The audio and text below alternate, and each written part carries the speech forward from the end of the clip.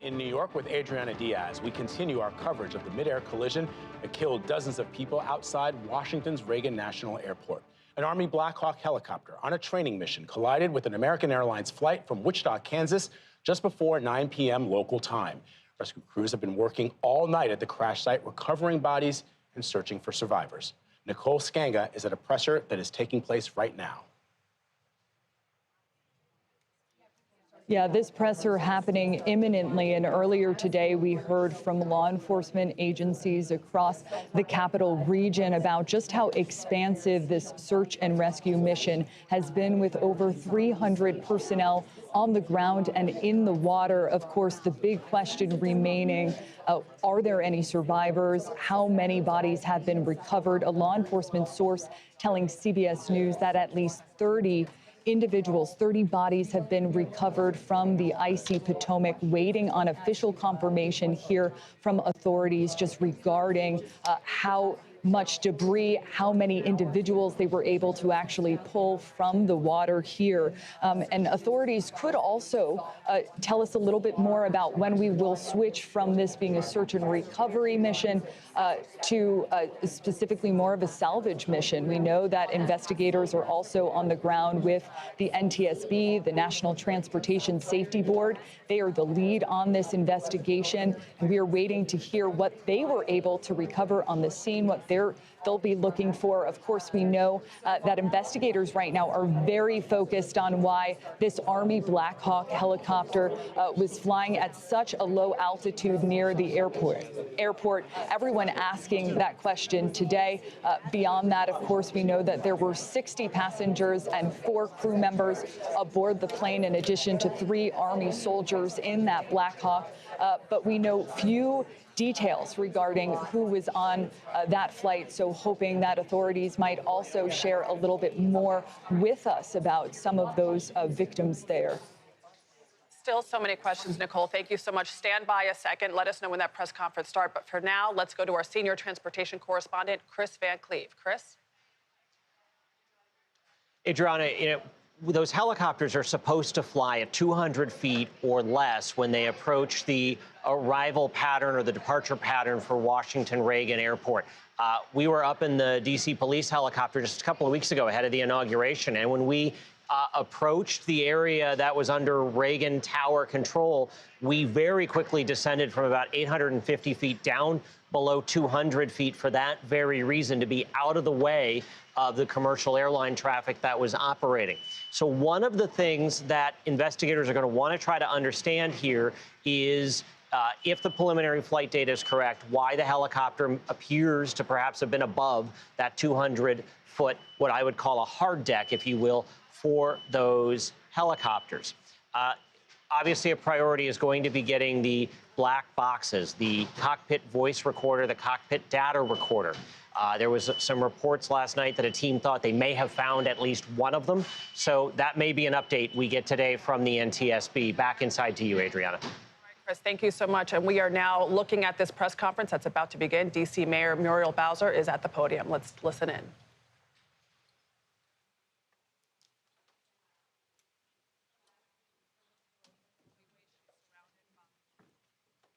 New Transportation Secretary Sean Duffy.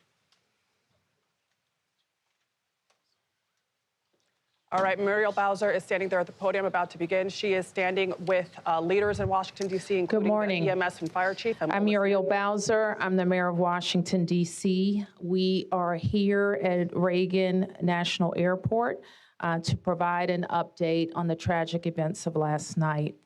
I'm joined by U.S. Transportation Secretary Sean Duffy, D.C. Fire and EMS Chief John Donnelly, American Airlines CEO Robert Eisen, the MWA, the Washington Metropolitan Washington Airports Authority CEO Jack Parter, United States Senator Mark Warner, United States Senator Tim Kaine, U.S. Representative Don Beyer, as well as the Chief of the Metropolitan Police Department, Pamela Smith.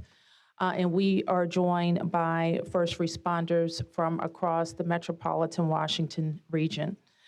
I speak for all of us when I say, and certainly all Washingtonians, how very sad we are for American Airlines, for the United States Department of Defense, and for all Americans for the loss of life that happened with the collision of these aircrafts.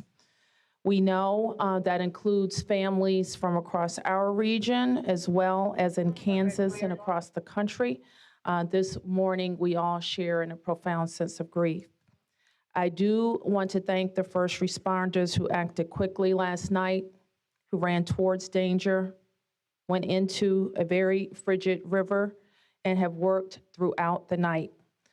Chief Donnelly reported in last night's briefing that we have a strong mutual aid agreement in our region, and those teams have worked together throughout the night in really tough and heartbreaking conditions. And we should all thank them for their heroic efforts. So we'll have several updates today. I'm first going to turn to the Secretary of Transportation, Sean Duffy, and then you will hear directly from Chief John Donnelly with a situational update. Thank you, Mayor. Again, Sean Duffy here, Secretary of Transportation. We wish we were gathering for different purposes today. I just want to let you know that the Department of Transportation, the FAA, along with the White House, President Trump, local, state, and federal partners, all working together on this incident in unison. I couldn't be prouder of this team that's been assembled, working tirelessly. Mayor, I want to thank you specifically for your work. A few details I'd like to give all of you, and some of you reported this, but last night, if you live in the DC area, you would know that this was a clear night last night. The helicopter was in a standard pattern. If you live in the DC area, you'll see helicopters up and down the river. This flight pattern is seen oftentimes when you live in DC. This was a standard flight pattern last night as well. The American Airline flight coming into land was in a standard flight pattern as it was coming into DCA. So this was not unusual with a military aircraft flying the river and aircraft landing at DCA. And again, if you live in the area, you'll see that frequently with those two aircraft working together. As many of you have reported, we have located the two aircrafts. The fuselage of the American Airline plane was inverted. It's been located in 3 different sections. It's in about waist-deep water. So that recovery is going to go on today as that recovery takes place of the fuselage of the aircraft. NTSB is going to start to analyze that aircraft, partner with the FAA with all of the information we have to get the best results possible for the American people. I would just say that safety is our expectation. Everyone who flies in American skies expects that we fly safely, that when you depart an airport, you get to your destination. That didn't happen last night. And I know that President Trump, his administration, the FAA, the DOT, we will not rest until we have answers for the families and for the flying public. You should be assured that when you fly, you're safe. Thank you.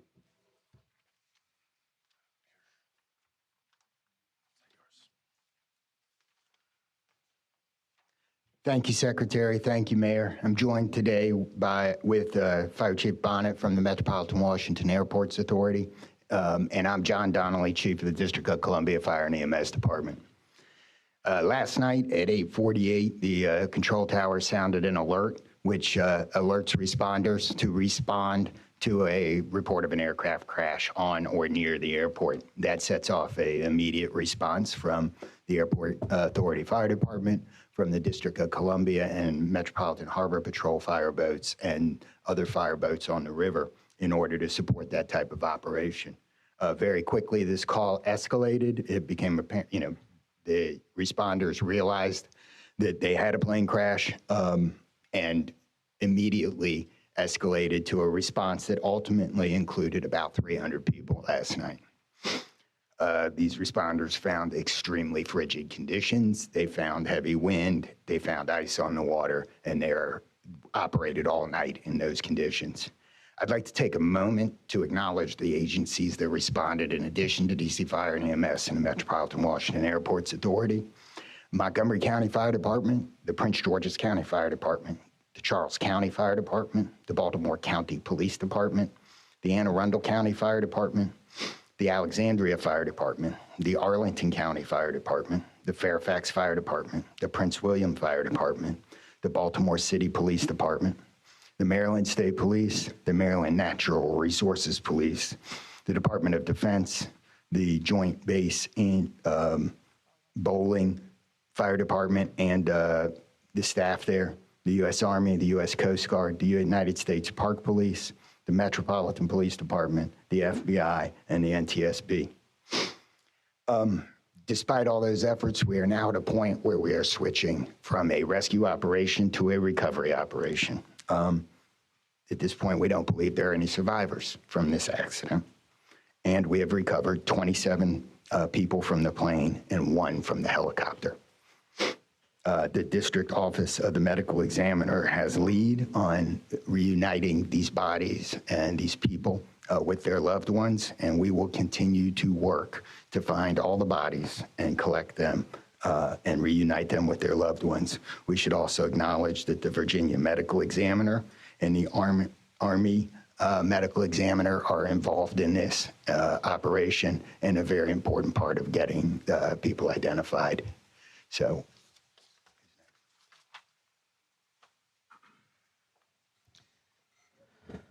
Our hearts are certainly with all of the crew in American Airlines, and we'll hear from CEO Isom. Thank you, Mayor. Good morning. I'm Robert Isom, the CEO of American Airlines. I want to express my sincere condolences for the accident that happened at DCA last night. We're absolutely heartbroken for the family and loved ones of the passengers and crew members, and also for those that were on the military aircraft. Our focus right now is doing everything that we can to support all of those involved and also the PSA Airlines team. This is devastating. We are all hurting incredibly. We urge any family and friends looking for information about their loved ones to call our designated helpline, and that's at 1-800-679-8215, 1-800-679-8215. And here's what I can share at this early stage. American Eagle Flight 5342, operated by PSA Airlines, traveling from Wichita, Kansas to Reagan National Airport, was involved in an accident just before 9 p.m. local time on final approach into Reagan National. It collided with a military aircraft on an otherwise normal approach. And at this time, we don't know why the military aircraft came into the path of the PSA aircraft. Flight 5342, a CRJ-700, was under the command of 4 crew members.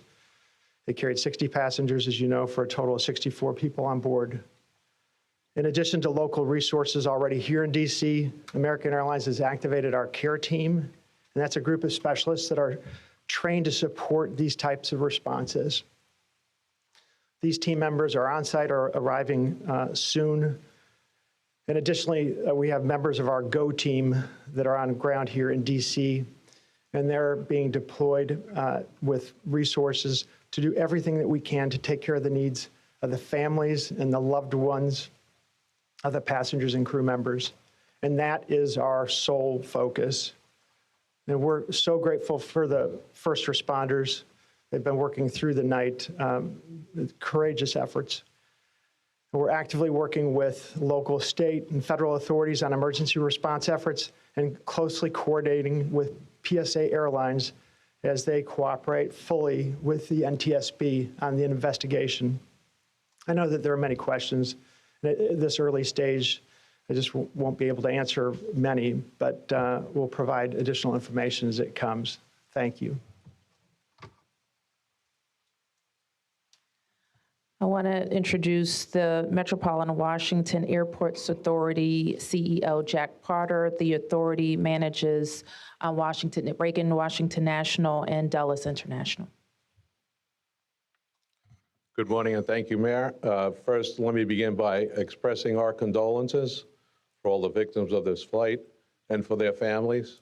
There's a lot of grieving going on, and so we're very sympathetic to that. I want to echo what was said about the first responders. When there's a problem in this area, everybody drops everything and they rush to wherever the problem is. So I want to thank the chief, the entire team from Washington, D.C., but just as important, the list of folks that the chief described. Federal authorities have been here en masse, and so a lot of effort was brought to bear. Unfortunately, we weren't able to rescue anyone, but we are in the recovery mode right now. And I just want to, last night I expressed the fact that we hope to open at 11 o'clock today, and that is still the case. We're going to open the airport at 11 o'clock. And again, condolences to the families and thanks to the many, many who are still out there working very, very hard to complete this recovery. Thank you, Mayor. I do want to acknowledge that the Virginia Transportation Secretary is here in addition to the Alexandria Mayor, and I will like to ask members of the Virginia Congressional delegation to the podium next. U.S. Senator Mark Warner, followed by Tim Kaine and Representative Don Beyer. Thank you, Mayor. I want to join with everyone else and express my condolences for the victims. For folks who don't live in the DMV, we are made up of a lot of jurisdictions. Reagan Airport's in Virginia. Across the river, we have Maryland, obviously the district, but has been indicated by the chief, when tragedy happens, all those distinctions between the various jurisdictions and our federal partners all disappear. And I want to, again, thank all the first responders. On a personal note, I'll just add that literally, I now know I was coming back from the district from a dinner to my home in Old Town Alexandria. And while I did not see the collision, I wondered, I'd never seen this many red lights streaming towards the airport and across the river in Maryland about this time.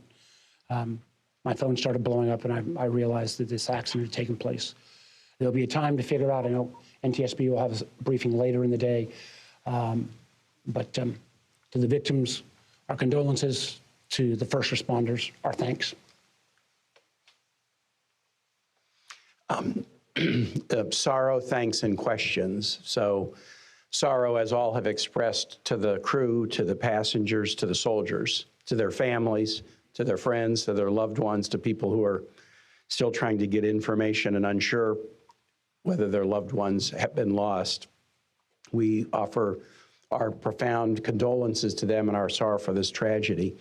Thanks. I'll echo, Mayor, what you began with. When you see a challenge like this and you see people from so many different agencies, local, state, federal, with different uniforms, different badges, but working in such a coordinated way, even in the midst of a tragedy, it does give you a sense of appreciation and pride in people's willingness to come to the danger and work together. And I started to see that as a local official 30 years ago in Richmond, and definitely have seen it here.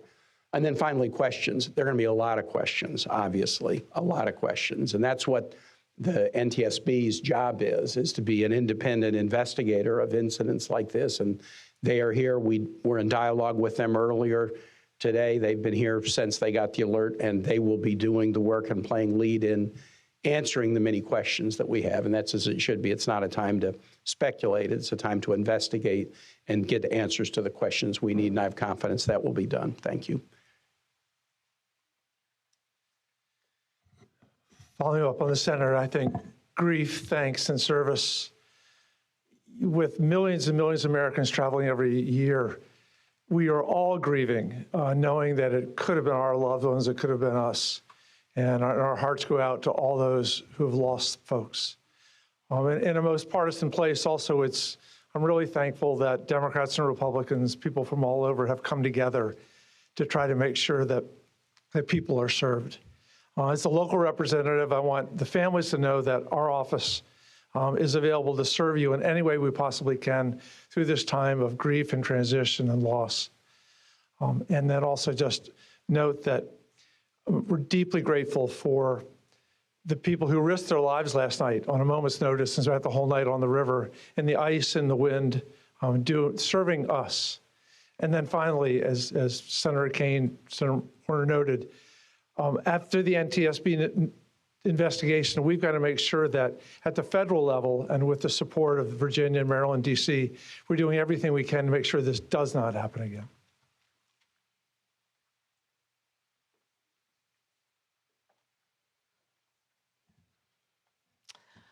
So with that, it's been said already that the National Transportation Safety Board becomes the lead agency in the investigation. Our jurisdiction in D.C., where the crash occurred over the river, concludes as we, in the leadership role of the Unified Command, as we shift to a recovery effort. We expect the National Transportation Safety Board to provide briefings to the press later in the day. So at this point, we can take a few questions. Yes.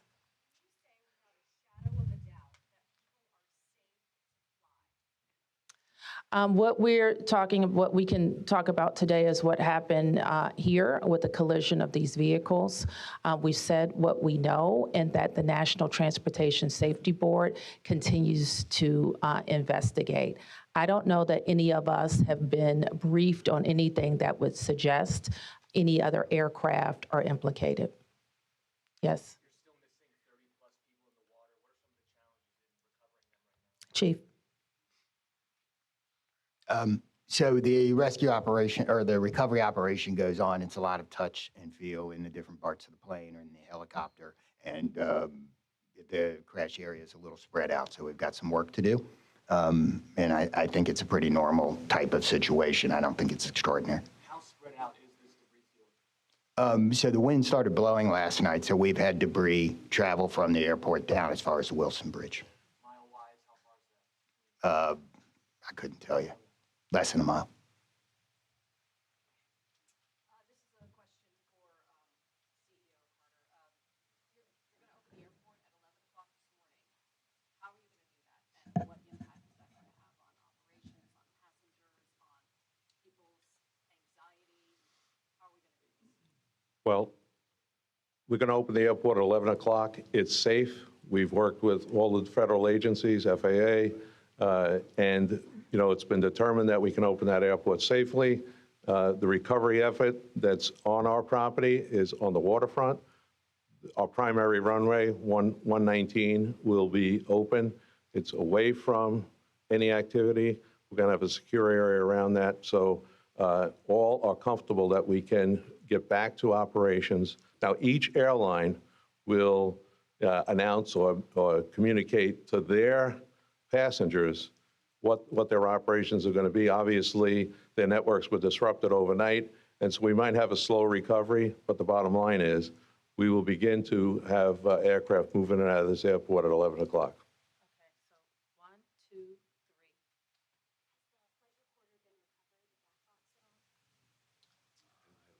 I don't think we can say anything about what's in NTSB's purview. You mentioned the airport opens 3 hours from now. There's a lot of helicopter traffic from the military, U.S. Park Police, and all that. Will helicopters be flying right through here as well, beyond the recovery efforts? I don't know the answer to that. Jack, do you have anything to add? We don't have anything to add about that. Yes.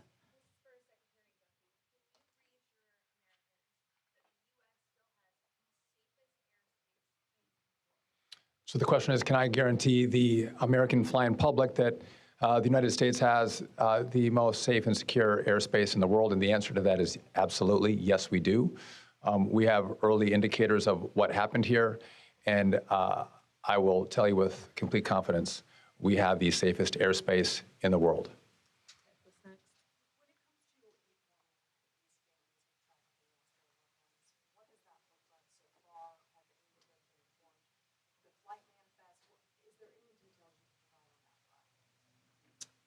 Tyson, can you add anything? All I can say is that we have published the 1-800 number. We have family assistance centers set up here in DCA. We do in Wichita as well. I'm not at liberty to give the number of families that have been that have used those services, but we are making that use. We have over 100 team members that are either here or on their way that are specially trained to work with family members, handle travel arrangements, hotel arrangements, incidentals, to make sure that we're taking care of people in any way that they can, as you know, as our teams are hurting and suffering, as our passengers and their families need assistance. We're doing everything we can. I don't have any more information on that right now. Chief Donnelly, can I ask you to describe the next phase of the investigation? How confident are you that you'll be able to recover all 67 of these bodies? And can you speak to some of the debris that's also being pulled out of the river? We understand there are some suitcases, some other things that have been pulled out from the river. And I would like to ask anyone here, perhaps the Transportation Secretary or Mr. Eisen, if we know anything about these victims, age ranges, nationalities, anything like that. So the next phase of this operation is going to be led by the NTSB. All of us are working together, though, to search the area and to find the victims. I'm confident that we will do that, and that will take us a little bit of time, though. It may involve some more equipment. As far as the things being collected, I don't have personal knowledge. I know that we have been collecting debris that you would expect to see from a plane. So the question is about the victims. The NTSB is going to lead that portion of the contact with the victims. I believe American is going to be involved with that as well, and so will the FAA and the Department of Transportation. Secretary Duffy, we're going to take some questions over here. 1, 2, 3, 4. First, Secretary Duffy, the flight path that the helicopter was on, is that a common flight path, and is it normal for helicopters to get clearance to cut across busy approach paths? So I don't know if you all could hear the question. It's a question about the flight path of the helicopter. I don't want to go into too much detail about the information we have from the FAA, but obviously it is not standard to have aircraft collide. I want to be clear on that. But prior to the collision, the flight paths that were being flown from the military and from American, that was not unusual for what happens in the DC airspace. And as this investigation moves forward, we will be able to provide more information to you about the details of that statement.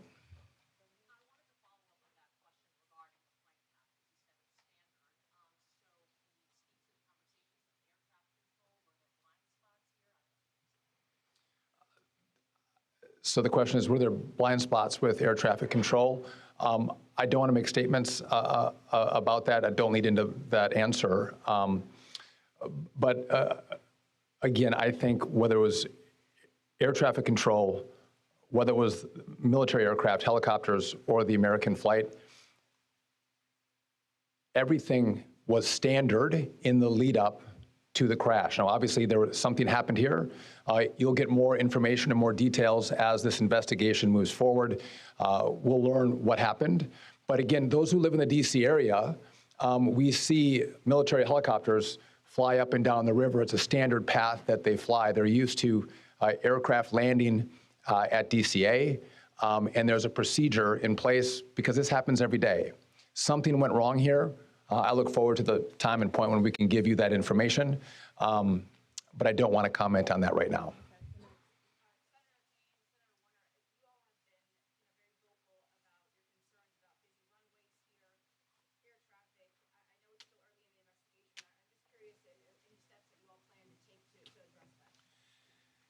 We have raised this issue continuously. We've got very busy airspace. I think we will ask questions, but at the appropriate time. We are in this period right now where families are still being notified. We're trying to figure out what happened. There'll be time for those discussions, I think. Yeah, I just say the same thing. We've been pretty plain about our concerns, but it isn't a good time to speculate right now. We have faith that the NTSB will provide the answers about this.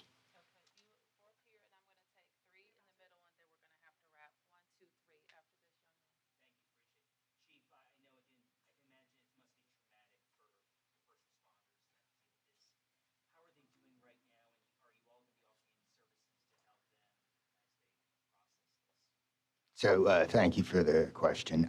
Our first responders are resilient people, but yes, this call will be hard for them. Our peer support teams are already engaged with the responders, and we'll be following up on that to make sure that they're okay. But I think the concern is real.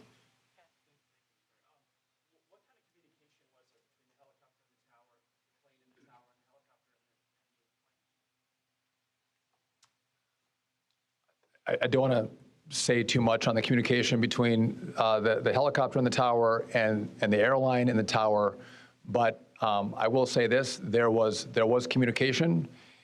It was, I would say, standard communication. So there was not a breakdown, if that's your question, in communication between the military helicopter and the American airline flight. There was communication between the aircraft and the tower.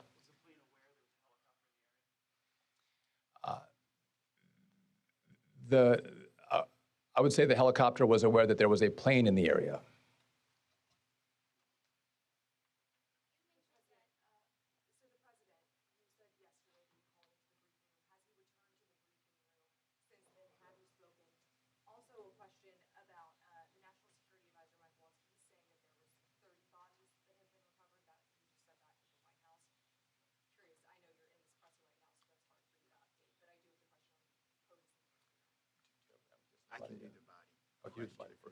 So in terms of body recovery, as we recover bodies, we have a process, and we're not counting any bodies until they're in the possession of the medical director. So there may be some fluctuating in numbers that other people would report, but our numbers from the medical examiner.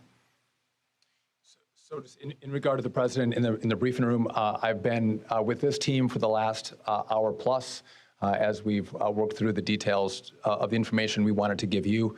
But it is my understanding that either this morning he was going to be in the Situation Room, or the Situation Room is obviously briefing the president. He has been kept in full appraisal of what is taking place. Okay, last two, you and you ma'am, first.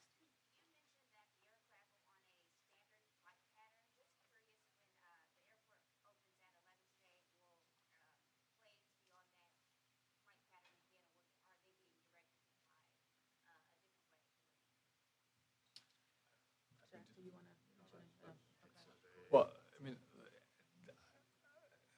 safety is paramount, and I don't have that information quite yet from the FAA, so I don't want to provide an information I don't want to provide an answer or inaccurate information on what routes will be flown out of DCA.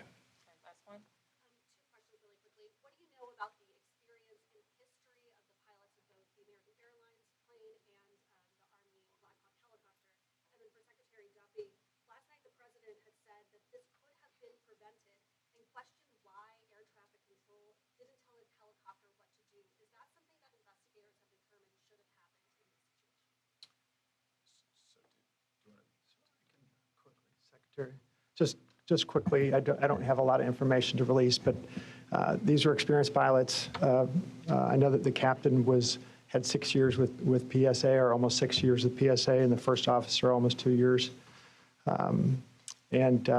Again, standard approach, and that's about all I can say. Thank you. In regard to the military, I don't have information in regard to the experience of the military pilots. I would just note that this was classified as a training mission. Sometimes people could think that a training mission is someone who is inexperienced in the cockpit. We call these missions that are flown in the DC area as our pilots are getting hours in experience training missions. So don't read into that we had how many hours the pilots on the military aircraft had. And you had another question for me that was. Yep.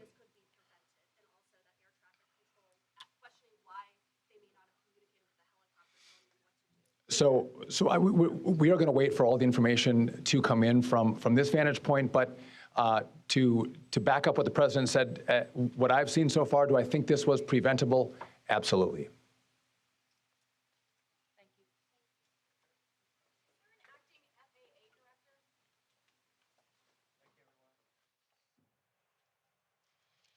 All right, you just heard in a news conference that the search for the victims of that deadly midair collision has now turned from a rescue operation to a recovery operation. The D.C. Fire and EMS chief says he does not believe there are any survivors. According to what we just heard, he said 27 bodies have been recovered from people who were on the plane and 1 body from someone on the helicopter. And you know that news just has to be absolutely devastating for those families who have been waiting for information about their loved ones. And in fact, American Airlines has given out this number. It is 1-800-679-8215. Again, 1-800-679-8215. If you believe you had a loved one on board that flight, please give that number a call. Our coverage of this disaster will continue on CBS Mornings, your local news, and on our streaming channel, CBS News 24/7. Many of you now will return to CBS Mornings. This has been a CBS News Special Report.